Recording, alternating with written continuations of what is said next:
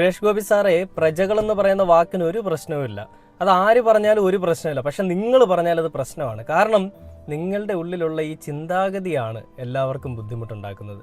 നിങ്ങൾ തന്നെ പലപ്പോഴും പറഞ്ഞിട്ടുള്ളൊരു കാര്യമല്ലേ, ഈ ഉന്നത കുലജാതനാണെങ്കിൽ മാത്രമേ ഈ സമൂഹത്തിൽ ജീവിക്കാനുള്ള അവകാശമുള്ളൂ, അല്ലെങ്കിൽ ഈ ബ്രാഹ്മണരെ കാണുമ്പോൾ തനിക്കെന്തോ വലിയ പ്രണയമാണ്, വികാരമാണെന്നൊക്കെ.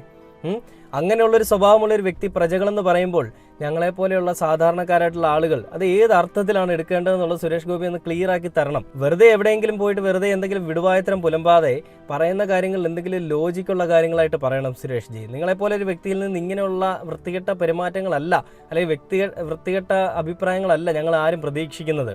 നിങ്ങളെല്ലാം നല്ല കാര്യങ്ങളൊക്കെ ചെയ്യുന്നുണ്ട്, അതെല്ലാം ഒരു സൈഡ് നിൽക്കട്ടെ.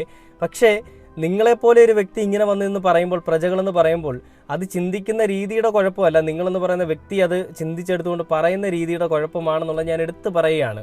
അപ്പോൾ എന്ത് തന്നെയാണ്